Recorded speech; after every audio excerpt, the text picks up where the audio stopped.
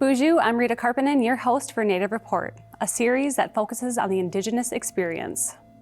So what's good for Indigenous students is good for everybody, and we're all learning that, right? So that safe space, it's continuously working towards that, making sure that everybody is welcome here. From finding ways to reintroduce cultural teachings into education systems, to nurturing knowledge at a higher level, and exercising tribal rights, tonight's episode explores what's being done in Indian country in terms of practicing sovereign rights. Plus, we learn what we can do to lead healthier lives and hear from our elders. Production for Native Report is made possible by grants from the Blandin Foundation. The generous support from viewers like Jack and Sharon Kemp, and viewers like you.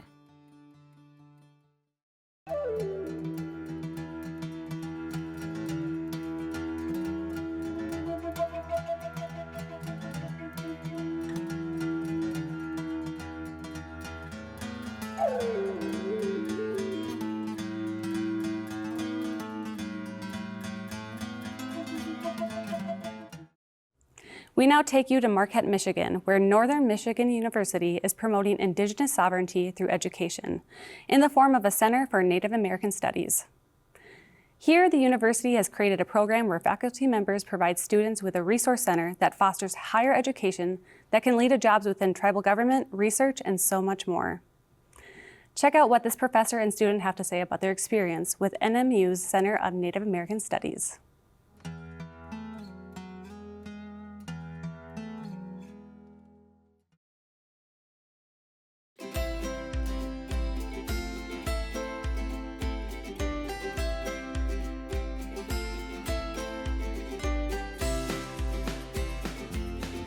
So our Center for Native American Studies here at NMU has been here since 1996, and we really serve what I've in the past called sort of three strands of a connected braid. So we are obviously interested in academic growth for our students in the community. We're interested in student success and support, as well as community outreach and tribal nation connections. Bonjour, Sego. My name is April Lindola. I'm a professor here at the Northern Michigan University Center for Native American Studies here in Marquette, Michigan on the south shore of Lake Superior. And so in 1991, we had the introduction of the Native American Studies minor. And then in 1996, the establishment of the center so we could have academic sovereignty and run the program on our own. It took a little bit, but after significant work, we introduced the Native American Baccalaureate degree in 2016, followed by our Associate's degree in Native American Community Services and our minor in Native American Community Services, which is really to go hand in hand with those going in the professional services, such as social work or psychology. Who would have known Northern Michigan University has a Native American Studies program? I'm double majoring in social work and Native American Studies, and I'm a student office assistant here at the Center for Native American Studies. Bonjour nai ga kinya mishkwa beneshi kwe indishnakas, askanaba nadonjaba, megase endodem, bawa ting anishinaabe kwe indao. Hello everyone, my Anishinaabe name is Mishkwa Beneshikwe, but my legal name is Shelby Boggs. I'm from Escanaba, Michigan. I am of the Eagle Clan, and I'm a tribal citizen of the Sault Ste. Marie tribe of Chippewa Indians. Learning, as I reconnect, one of the first things I learned was the 7 generations idea, the idea that everything we do as Anishinaabe people is to benefit the next 7 generations. And everything we have is in gratitude to the last 7 generations. So I've been taught to look at our lives as relay races, knowing that maybe the work that I'm doing, I don't get to be the one to run across the finish line, but it's still an honor to know that I took that baton from the generations before me, and I will hand the baton on to the generations after me. And to me, that's what's so nice, is knowing that I didn't I never forgot who I was and where I came from. And I think that my ancestors are so proud to see this and how far I've come. I think one of the things that NMU has done in recent years is really make an effort for those visual markers and cultural mirrors on campus. So we have a welcome sign outside of our building, and that welcome sign is visually painted by a student that represents the medicines of this territory, as well as includes the language and syllabic symbols of the Anishinaabe language. And so I think NMU has done a really nice job of wanting to not just have those visual markers near the center, but our land and territory acknowledgement sign is in the heart of campus. And so by making sure we have a place in the heart of campus shows students from all over. They might never grace and shadow our door here at the center, but our presence is made felt around the campus with those cultural mirrors. And that really, I think, means a lot for students who, again, they might be in a major completely different and never come to our center, but they know that the evidence of Anishinaabe people are here because of those signs. In addition to our academic offerings, we have hosted a number of student support and community building activities over the years. Some of those might be around the Center for Native American Studies fire site, which was introduced in 2003 after some of the celebrations around 9/11. We found that we didn't have a space on campus to commemorate and have a memorial for those individuals who lost their lives. So our Center for Native American Studies fire site offers that place and community space off campus for students to gather and have a sense of home. And in the woods area, what it does is it provides a natural circle, and it really provides a kind of more space for storytelling and story sharing, as well as a place to reflect and respond, maybe what students are learning in the classroom as well. And so one of the things that our center does provide is a safe space and an open space where students can come, and if they wish to engage in, maybe they're having a stressful day because they have a quiz or exam coming up, we have a space for them where they can privately take care of themselves with some smudge if they want on campus. And that's been really important for a number of our students who come from that traditional community, traditional family background. They come to a predominantly white institution like Northern Michigan University, and we provide those necessary cultural mirrors that help students feel empowered and at home away from home. I'm a really emotional person. So sometimes when I just realize the knowledge that I've gained, especially in regards to Native American studies, it can be so overwhelming for me. Knowing that I know how to bead now, I've been traditionally named in ceremony. I understand my people's history, what they have been through, what they have overcome, who they were as a cultural people, as a spiritual people. It means so much to me, to reclaim what was taken from us, what was assimilated from us. I know I keep saying it, but trust in the spirits guiding and protecting you, and knowing that if you're on the right path, you won't have to walk against wind resistance. You don't have to fight. Things will just naturally unfold. I think one of the things that drives me and motivates me is when students in my classes have that aha moment. And even more so when teachers that I work with have that aha moment. That even though a professor of another discipline might be an expert in their field, the challenge that Native American studies can bring to other fields reminds people of that teaching of humility, that, oh, wait a minute, maybe I know truths and expertise of this field in one way, but not necessarily in an Indigenous way. So I think for myself, it's having that opportunity to also learn and engage from Indigenous scholars that are in a myriad of backgrounds. And so I feel like I have a lot of diversity in my own makeup with what I teach, as do our other faculty. But so I would say probably seeing students celebrate their victories in learning something new, but also seeing students and teachers feel empowered by gaining knowledge. I can speak firsthand on how empowering it is to nourish the growth of knowledge. Northern Michigan University has served as a model for other schools interested in building out their programs. If you're interested in learning more about what goes on at the Center for Native American Studies, you can follow them on Instagram, Facebook, or check out their website. And for those of you interested in higher education, knowledge is power.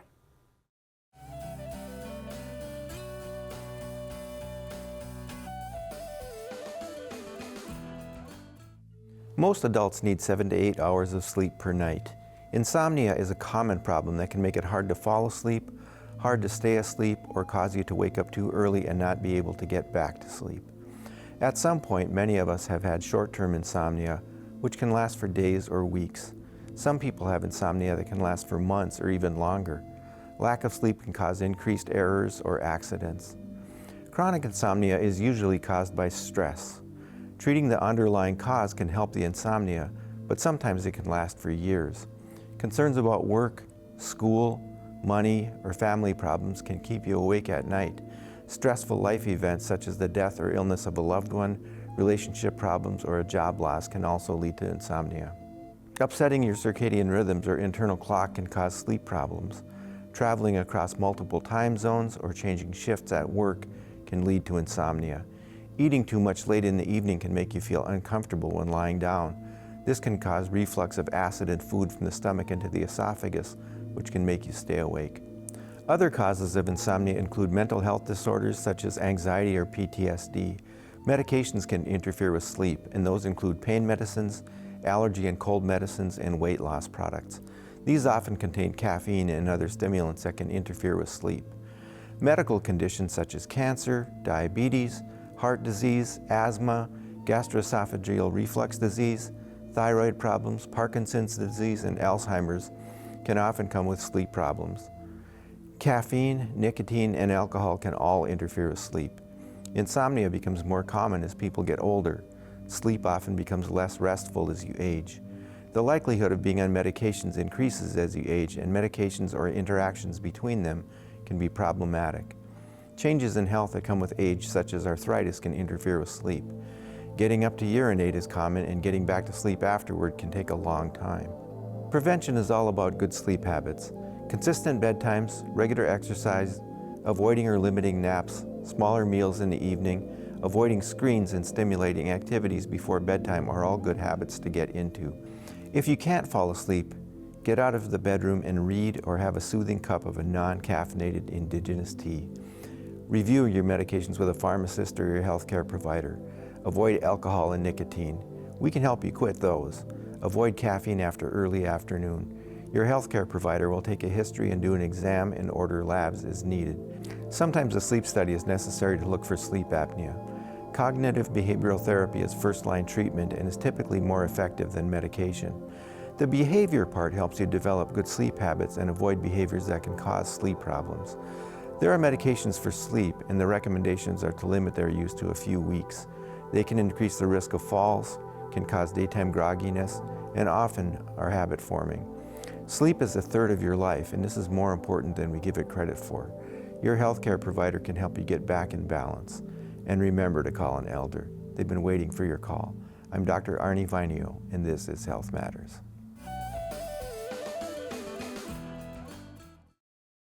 Indigenous people have been fighting to regain what was lost with systematic erasure history, culture, and Indigenous values since the start of colonialism. On tonight's episode, we take you over to Watersmeet, Michigan, where one school is going the extra mile to ensure their students have an interactive experience with their heritage, from the moment they walk into the door to the moment they head home.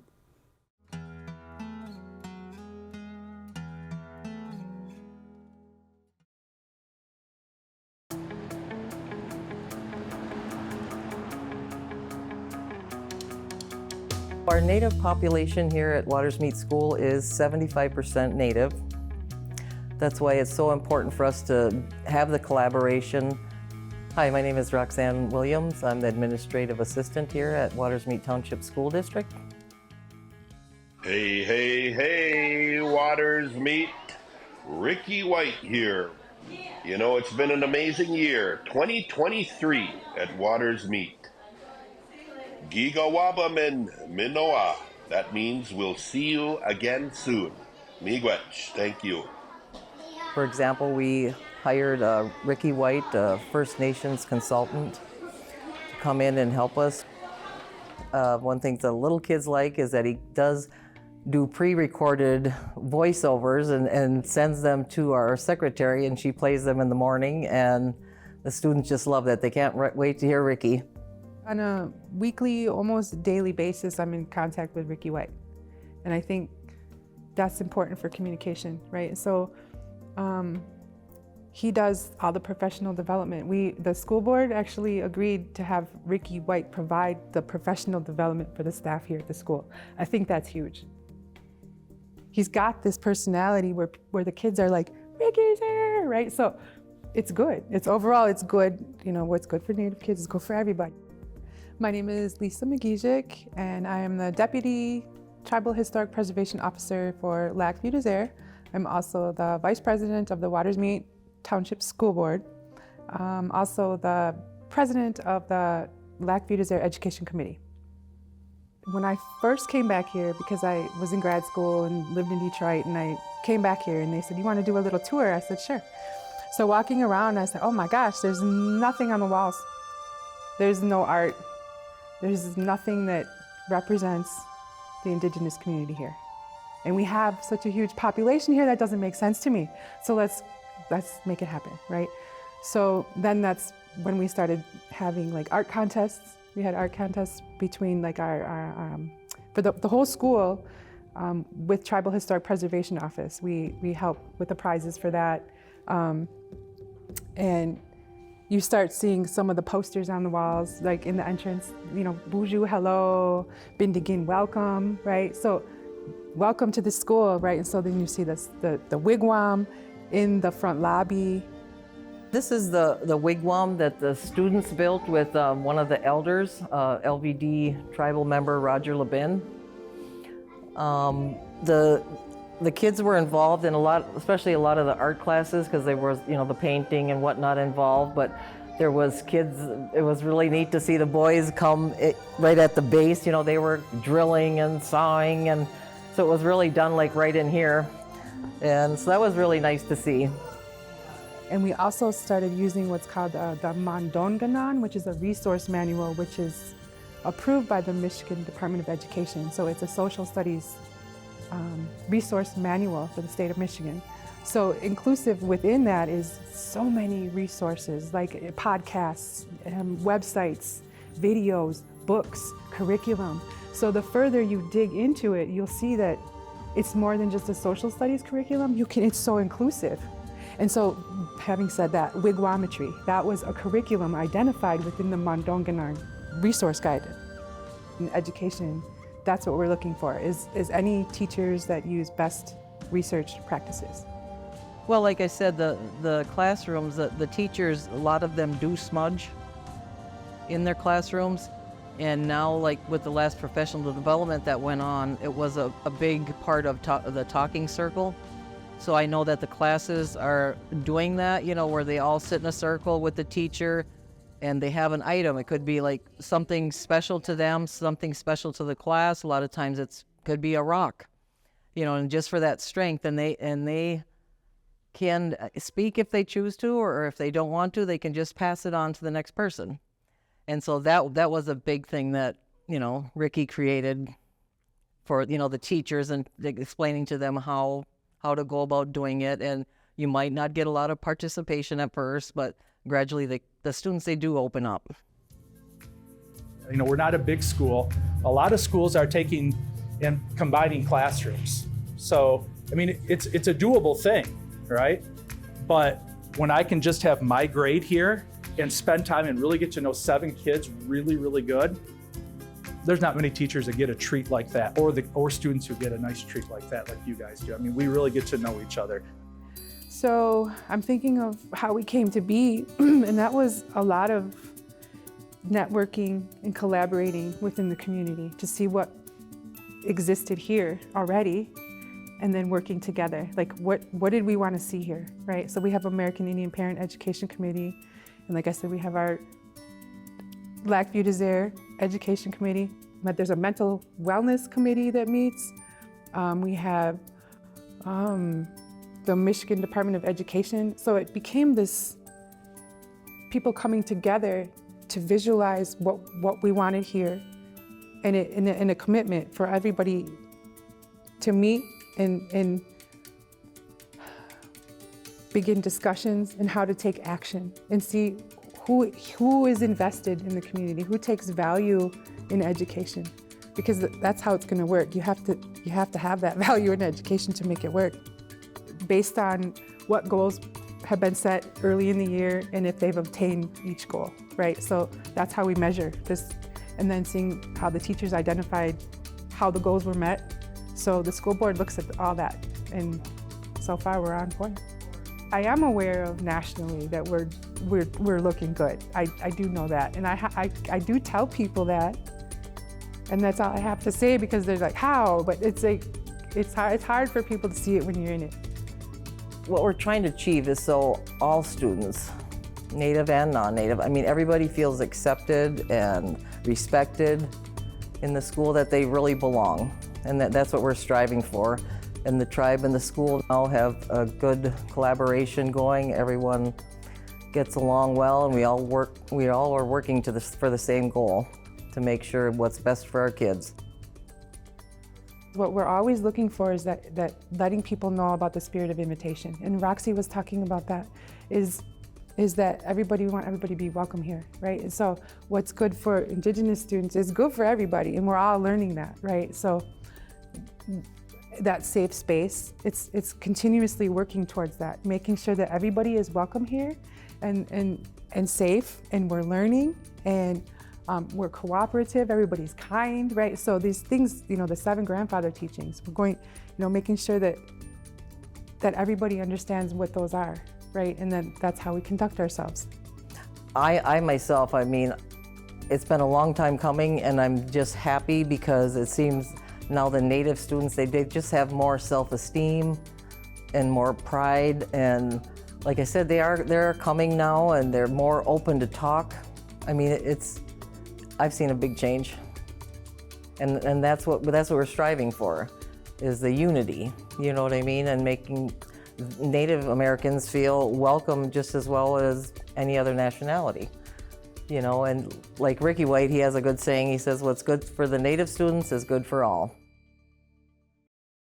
Our team was blown away by the implementation of cultural teachings during their visit with the faculty and students. This is but one example of how one small school can make a big impact on a child's life. If you would like to learn more about the best practices being used by the Watersmeet Township School District, or are interested in using this model in one of your classrooms, please reach out to the Watersmeet Township School.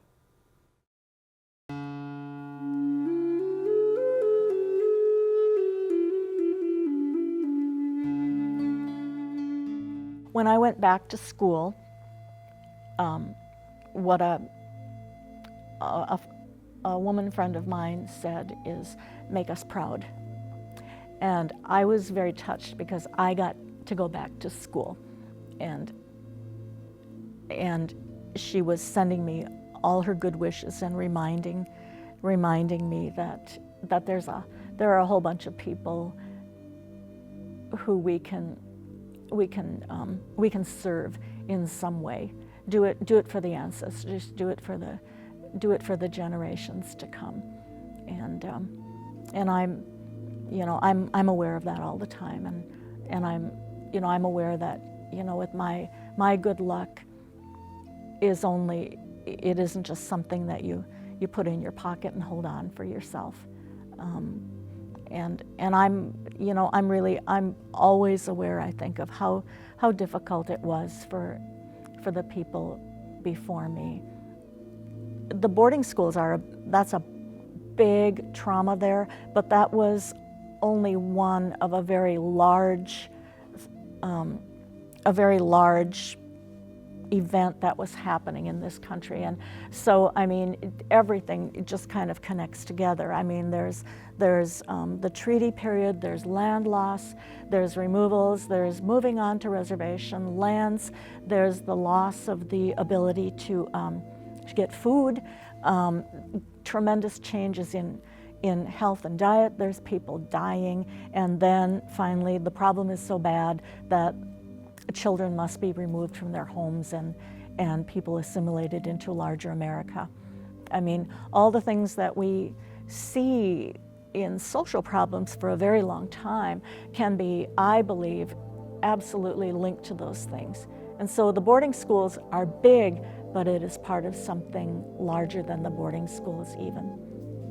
And knowing that there is something so much more beautiful and strong than the trauma that was happening.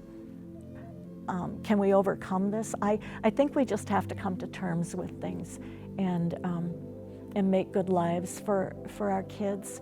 There's a saying about all the many ancestors who are behind you now, and to remember that there's some real difficult stuff, but the tremendous gift of, you know, as my dad would say he told us kids, you know, one of the things he used to say is when you get up in the morning, the first thing you should do is thank God for making you an Indian. And I thought, oh, that's everything, you know.